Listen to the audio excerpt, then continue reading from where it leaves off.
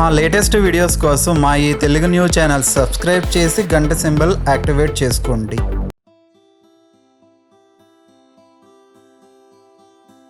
రేపే దీపావళి అమావాస్య. అందులోనూ ఈ అమావాస్య ఆదివారంతో కలిసి రావటం వలన ఈ రోజుకు మరింత శక్తి పెరిగింది. తెలుగు పండుగల్లో దీపావళి చాలా ప్రముఖమైనది. ఆశ్వేయుజ అమావాస్య రోజునే దీపావళి పండుగ చేసుకుంటూ ఉంటారు. ఈరోజు సంధ్యా సమయంలో గోగు కర్రలకు గుడ్డ పీలికలతో కాగడాలు కట్టి వెలిగించి గుమ్మాల్లో నేల మీద కొడుతూ దిబ్బి దిబ్బి దీపావళి మళ్ళీ వచ్చే నాగుల చవితి, పుట్ట మీద జొన్న కర్ర పుటుక్కు దెబ్బ అని పాడతారు. గోగు కర్రల్ని ఎవరూ తొక్కని చోట వేసి తర్వాత వెనక్కి తిరిగి చూడకుండా కాళ్ళు కడుక్కొని లోపలకు వెళ్ళి శుభానికి మిఠాయి తింటారు. ఇలా చేస్తే పిల్లలు ఆరోగ్యంగా ఎదుగుతారని నమ్మకం. తర్వాత ఇంటిని దీపాలతో అలంకరిస్తారు. ఈ దీపాలకు మట్టి ప్రమిదలు, నువ్వుల నూనె వాడటం మంచిది. లక్ష్మీదేవికి ఇష్టమైన నువ్వుల నూనెతో దీపాలు వెలిగిస్తే అమ్మ అనుగ్రహం లభిస్తుంది. ఈరోజు గుమ్మము, తులసి దగ్గర మాత్రం తప్పనిసరిగా మట్టి ప్రమిదల్లో దీపాలు వెలిగించాలి. ప్రదోష సమయంలోనే లక్ష్మీ పూజ చేయాలి. ధనలక్ష్మీ పూజ ఈరోజు చేస్తే ధనధాన్యాలు, అష్టైశ్వర్యాలు సంప్రాప్తిస్తాయి. దీపావళి రోజున లక్ష్మీ పూజతో తమ వ్యాపారం వృద్ధి చెందుతుందని వ్యాపారస్తులు నమ్ముతూ ఉంటారు. కొత్త బంగారు, వెండి ఆభరణాలు పూజలో పెడితే శుభప్రదం.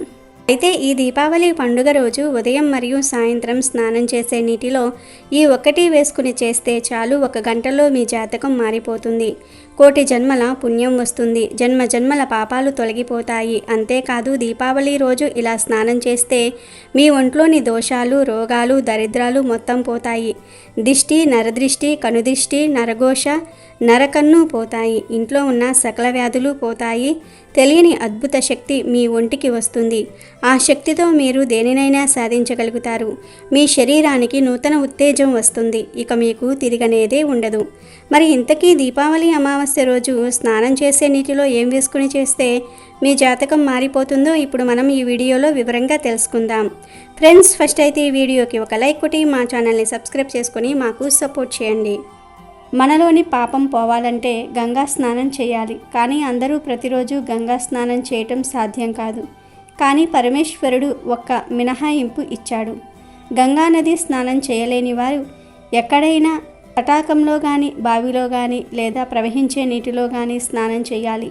దీపావళి రోజు తెల్లవారుజామునే ఒంటికి నూనె రాసుకోవాలి, తలకు నూనె రాసుకోవాలి. అలా రాసుకొని తెల్లవారుజామున ప్రవహించే నీటిలో స్నానం చేయాలి. లేదా ఇంటి వద్దే అయినా సరే స్నానం చేసుకోవచ్చు. ఇలా దీపావళి రోజు ఎవరైతే ఉదయాన్నే స్నానం చేసి దీపం పెడతారో వారికి ఉన్న పాపమంతా కూడా పోతుంది. దరిద్రం మొత్తం పోయి అదృష్టం పడుతుంది. అలాగే ఈరోజు పిల్లలకు కూడా ఒళ్ళంతా నూనె పట్టించి స్నానం చేయించాలి. ఇలా ఈరోజు ఒళ్ళంతా నువ్వుల నూనె రాసుకొని తెల్లవారుజామున స్నానం చేస్తే గంగా స్నాన ఫలితం వచ్చేస్తుంది. మామూలుగా గంగా స్నానం చేయాలంటే మనం వేరే ప్రదేశానికి వెళ్ళి చేయాలి. కానీ గుమ్మం దాటకుండా గంగా స్నానం చేసే భాగ్యం ఈ ఒక్క దీపావళి రోజే లభిస్తుంది. ఎందుకంటే ఈరోజు నువ్వుల నూనెలో లక్ష్మీదేవి, నీటిలో గంగాదేవి ఉంటారు. దీపావళి రోజు నువ్వుల నూనె ఒంటికి పట్టించి అభ్యంగన స్నానం చేయటం వలన లక్ష్మీదేవి అనుగ్రహం మరియు గంగాదేవి అనుగ్రహం లభిస్తుంది. గంగా స్నానం చేసిన ఫలితం వస్తుంది. ఇక ఇలా స్నానం చేసే సమయంలో నీటిలో కొద్దిగా గల్లులుపును కానీ 10 తులసి ఆకులను చేతులతో నలిపి నీటిలో వేసుకొని కానీ లేదా 5 మారేడు దళాలను చేతులతో నలిపి నీటిలో వేసుకొని కానీ స్నానం చేస్తే 1 గంటలో మీ జాతకం మారిపోతుంది. ఈరోజు ఉదయం మరియు సాయంత్రం ఇలా స్నానం చేస్తే కోటి జన్మల పుణ్యం లభిస్తుంది.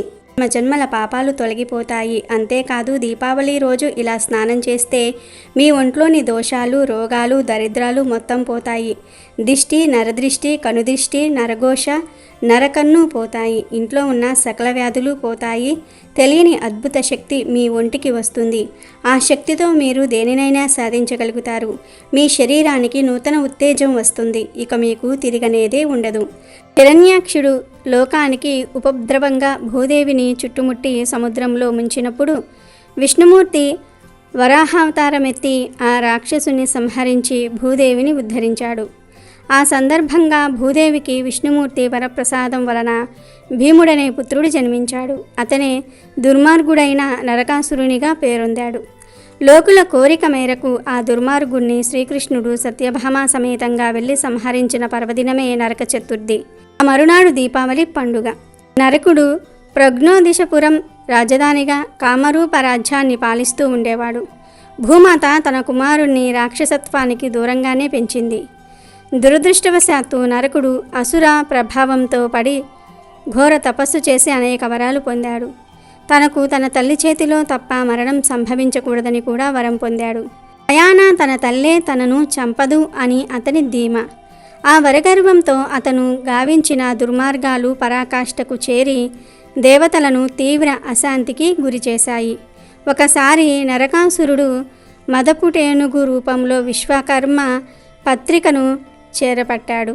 వీరు వారన్న విచక్షణ లేకుండా గంధర్వ దేవ మానవ కన్యలను అపహరించి తన అంతఃపుర పంజరంలో బంధించటం ఇతనికి ఒక వ్యసనంగా మారింది. ఇతని దౌర్జన్యాలు అంతటితో ఆగక చివరకు ఇంద్రునిపైకి కూడా దండెత్తి ఆయన అధికార ముద్రను అపహరించటంతో ఈ అసుర ప్రముఖుని దురంతం పరాకాష్ఠకు అందుకున్నది. ఇంద్రుడు ఆపద రక్షకుడైన శ్రీకృష్ణుని శరణువేడగా గోపాలుడు నరకునిపై దండెత్తాడు. అయితే నరకాసురుని విషపు బాణానికి శ్రీకృష్ణుడు క్షణం పాటు నిశ్చేష్టుడయ్యాడు. అది గమనించి ఆయనతో కూడానే ఉన్న భూదేవి అవతారమైన ఆయన సతీమణి సత్యభామ ఉగ్రురాలై భయంకరమైన తన బాణాన్ని ప్రయోగించి అతన్ని కొద్దిసేపు నిలువరించింది. ఆ తరువాత శ్రీకృష్ణుడి మేల్కొని నరకుడిపై సుదర్శన చక్రాన్ని ప్రయోగించి అతడి కంఠాన్ని దునుమాడి వాడి పీడను వదిలించాడు. ఆ విధంగా ఆశ్వేజ బహుళ చతుర్దశి నాడు లోక కంటకుడైనటువంటి నరకుని మరణం సంభవించింది. తన పుత్రిని పేరైనా కలకాలం నిలిచి ఉండేలాగా చేయమని సత్యభామ ప్రార్థించటంతో ఆ రోజు నరక చతుర్థిగా పిలువబడుతుందని వరం ప్రసాదించాడు శ్రీకృష్ణుడు. నరకుని చెర నుండి సాధుజనులు 16,000 మంది రాజకన్యలు విడిపించబడ్డారు. ధర్మము సుప్రతిష్టమైంది. నరకాసురుని పీడ వేడగడైందన్న సంతోషంతో ఆ మరుసటి రోజు ప్రజలు సంబరాలు జరుపుకుంటారు.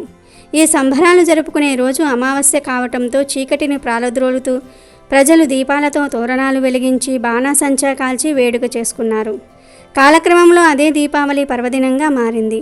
అనేక శతాబ్దాలుగా గదిని ఆవరించిన అంధకారం దీపం వెలిగించగానే మాయమైనట్లు అనేక జన్మల్లో చేసిన పాపాలు భగవంతుని కరుణా కటాక్షంతో మాత్రమే దూరం అవ్వటమే దీపావళి. చీకటి అనేది దుఃఖానికి, మరణానికి, భయానికి సంకేతం.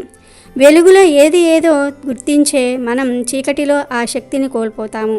అలాంటి అవలక్షణాలు కలిగిన చీకటిని పోగొట్టాలంటే వెలుగులు విరజిమ్మే దీపం అవసరం. అందుకే పరబ్రహ్మ స్వరూపాన్ని జ్యోతితో పోల్చారు. అదేవిధంగా సమస్త వెలుగును విరజిమ్మే పదార్థాలైనటువంటి సూర్య, చంద్ర, తారకలు, మెరుపు, అగ్ని అనేవి ఆ పరంజ్యోతి ప్రకాశాలే తప్ప మరియొకటి కావని స్పష్టం చేశాయి. అందుకే దీపావళి నాడు దీపాలు వెలిగించి బాణాసంచా కాల్చి వేడుకగా పండుగ జరుపుకుంటారు.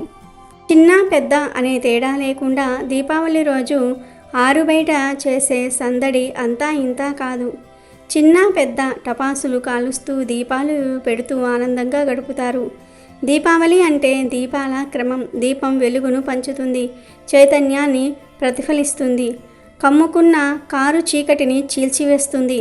హిందువులు ప్రతిరోజు పూజ చేసేటప్పుడు దీపం వెలిగిస్తారు.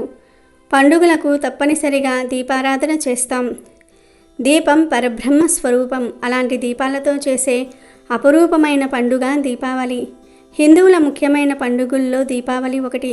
ఈరోజు ప్రతి ఇంటి ముందు దీపాలు ప్రకాశిస్తూనే ఉంటాయి.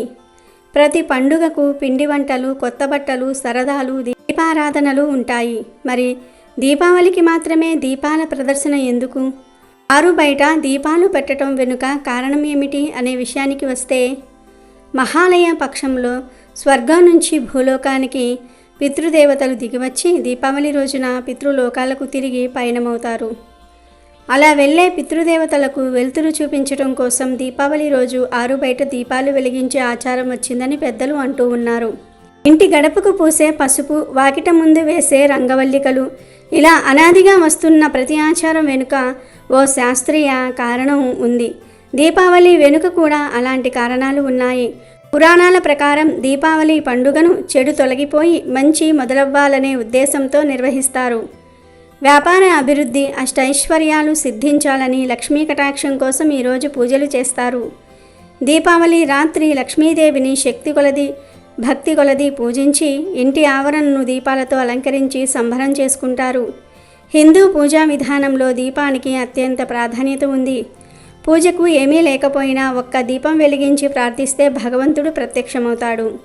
దీపం జ్యోతి పరబ్రహ్మ, దీపం సర్వతోపహమం, దీపేన సాధ్యతే సర్వం, సంధ్యాదీపం నమోస్తుతే. దీపజ్యోతిని పరబ్రహ్మ స్వరూపంగా, మనోవికాసానికి, ఆనందానికి, నవ్వులకు, సజ్జనత్వానికి, సద్గుణ సంపత్తికి నిదర్శనంగా భావిస్తారు. దీపావళి నాటి దీపకాంతి సహస్ర సూర్యకాంతులను మించిందని శాస్త్రం చెప్తోంది. ఆ రోజు ఆవు నెయ్యితో లేదా నువ్వుల నూనెతో దీపారాధన చేస్తే లక్ష్మీ కటాక్షం కలుగుతుంది. ఎందుకంటే దీపంలో లక్ష్మీదేవి ఉంటుంది. దీని వెనుక కూడా ఒక కథనం ఉంది. ఒకసారి దేవతల అధిపతి ఇంద్రుడు శ్రీ మహాలక్ష్మిని పూజిస్తూ, అమ్మ, సామాన్యులు నీ కృపను పొందాలంటే ఏం చేయాలని అడుగుతాడు. అప్పుడు లక్ష్మీదేవి, నన్ను త్రికరణ శుద్ధిగా ఆరాధించే భక్తులకు ఎన్నడూ ఏ లోటు ఉండదు. దీపం వెలిగించి ప్రార్థించే భక్తులకు అష్టైశ్వర్యాలను ప్రసాదిస్తాను అని బదులిస్తుంది. అప్పటి నుంచి దీపంలో లక్ష్మీదేవి రూపాన్ని దర్శించుకోవటం ఆనవాయితీగా మారింది. దీపావళి రోజు దీపాలతోనే పండుగ కాబట్టి ఆ రోజు లక్ష్మీదేవిని ఆరాధించే ఆచారం ఏర్పడింది. ఇక శాస్త్రీయ కోణంలో చూసిన దీపావళికి చాలా ప్రాధాన్యత ఉంది. వర్షాకాలం తర్వాత వచ్చే పండుగ దీపావళి.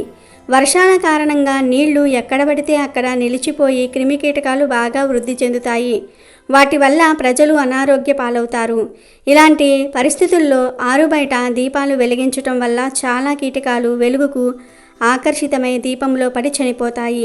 ఇక దీపావళి నాడు కాల్చే టపాసులు, మతాబులు, వాటి నుంచి వచ్చే పొగ, దోమలు మొదలైన వాటిని మట్టు పెడతాయి. అయోధ్యకు రాజు అయిన తండ్రి దశరథుని కోరిక మేరకు శ్రీరాముడు సీతాలక్ష్మణ సమేతుడై 14 ఏళ్లు అడవిలో నివసించేందుకు వెళతాడు. వనవాసం చేస్తూ ఉండగా లంకాధీశుడైన 10 తలల రావణాసురుడు సీతను ఎత్తుకు వెళ్తాడు. ఆ తరువాత రావణాసురుడితో జరిగిన యుద్ధంలో విజయం పొందిన శ్రీరామచంద్రుడు సతీ సమేతంగా అయోధ్యకు విచ్చేస్తాడు. ఆ రోజు అమావాస్య. అయోధ్య అంతా చీకట్లతో నిండి ఉంటుంది. దాంతో శ్రీరామునికి స్వాగతం పలికేందుకు అయోధ్యవాసులు దీపాలను వెలిగించి అమావాస్య చీకట్లను పారద్రోలుతారు. ఆనాటి నుంచి దీపావళి పండుగను మనం జరుపుకుంటూ ఉన్నాం. మరణాన్ని దరిచేరనివ్వని అమృతం కోసం దేవదానవులు పాలసముద్రాన్ని చిలుకుతూ ఉండగా దీపావళి రోజు లక్ష్మీదేవి ఉద్భవించింది. అందుకే ఈరోజు సాయంత్రం సకల ఐశ్వర్యాలను, అష్టైశ్వర్యాలను ప్రసాదించే లక్ష్మీదేవికి హిందువులు ప్రత్యేక పూజలు చేస్తారు. కౌరవులు సాగించిన మాయాజూదంలో ఓడిపోయిన పాండవులు 13 ఏళ్లు వనవాసము, 1 సంవత్సర కాలం అజ్ఞాతవాసం సాగించి తమ రాజ్యానికి తిరిగి వస్తారు. ఆ సందర్భంగా ప్రజలు దీపాలు వెలిగించి వారికి స్వాగతం పలుకుతారు. అలాగే గ్రామీణ ప్రాంతాలలో పంట చేతికి వచ్చే సందర్భాన్ని పురస్కరించుకొని అన్నదాతలు దీపావళి పండుగను చేసుకుంటూ ఉంటారు. మంచి పంట దిగుబడిని అందించినందుకు ఇష్టదైవానికి కృతజ్ఞతగా ప్రత్యేక పూజలు చేసి పండుగ జరుపుకుంటూ ఉంటారు. ఇలా దీపావళి పండుగ జరుపుకోవడానికి అనేక కారణాలు ఉన్నాయి. అనేక కథలు ప్రచారంలో ఉన్నాయి. దీపావళి అనేది లక్ష్మీదేవికి చాలా ఇష్టమైన రోజు కనుక ఆడవారు ఈరోజు ఉదయాన్నే నిద్రలేచి శుచిగా ఇంటినంతటినీ కూడా శుభ్రం చేసుకొని ఆ తర్వాత స్నానం చేసుకోవాలి.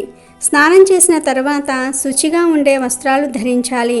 ప్రత్యేకించి ఈ సంవత్సరం ఆడవారు అంచు ఉన్న తెల్లటి రంగు చీరను కానీ లేదా రెడ్ కలర్లో ఉండే చీరను కానీ ఆరెంజ్ కలర్లో ఉండే చీరను కానీ ధరిస్తే సంవత్సరమంతా ధనానికి లోటు రాదు, లక్ష్మీదేవి అనుగ్రహం లభిస్తుంది. అంతేకాదు ఈరోజు ఆడవారు వైట్ కానీ రెడ్ కానీ ఆరెంజ్ కానీ ఈ మూడిటిల్లో ఏదో ఒక రంగులో ఉండే చీరను ధరిస్తే దీర్ఘ సుమంగళి యోగం సిద్ధిస్తుంది. ఇల్లంతా ఐశ్వర్యంతో నిండిపోతుందని జ్యోతిష్యులంతా కూడా చెప్తూ ఉన్నారు. ఒక్క చీరలోనే కాదు, డ్రెస్సులు వేసుకునేవారు కూడా ఈ రంగులో ఉండేవి వేసుకుంటే అష్టైశ్వర్యాలు సిద్ధిస్తాయి. ఆడవారనే కాదు మగవారు, పిల్లలు, పెద్దలు ఇలా అందరూ కూడా ఈ దీపావళి రోజు వైట్ లేదా రెడ్ లేదా ఆరెంజ్ కలర్లో ఉండే దుస్తులు ధరిస్తే వచ్చే సంవత్సరం వరకు ధనానికి లోటు రాదు, లక్ష్మీదేవి అనుగ్రహం సిద్ధిస్తుంది కనుక ఈరోజు అందరూ కూడా ఈ రంగులో ఉండే దుస్తులను ధరించండి. ఉదయం మరియు సాయంత్రం లక్ష్మీ పూజ చేసేటప్పుడు, దీపాలు వెలిగించేటప్పుడు, టపాసులు కాల్చినప్పుడు కూడా ఈ రంగులో ఉండే దుస్తులను ధరించటం వలన సంవత్సరం అంతా మీకు కలిసి వస్తుంది. ఈరోజు ఆడవారు గాజులు కూడా ఎర్రటి రంగులో ఉండేవి లేదా ఆరెంజ్ కలర్లో ఉండేవి వేసుకుంటే పట్టిందల్లా బంగారం అవుతుంది, సకల ఐశ్వర్యాలు సిద్ధిస్తాయి. కనుక ఆడవారు దీపావళి రోజు ఈ రంగు దుస్తులు ధరించి ఈ రంగు గాజులు వేసుకొని లక్ష్మీదేవి అనుగ్రహంతో శుభాలను పొందండి. అమెజాన్లో బెస్ట్ డిస్కౌంట్స్ కోసం వీడియో డిస్క్రిప్షన్లో లింకు ఉంది, చూడండి. అలాగే మా టెలిగ్రామ్ ఛానల్ సబ్స్క్రైబ్ చేసుకోండి.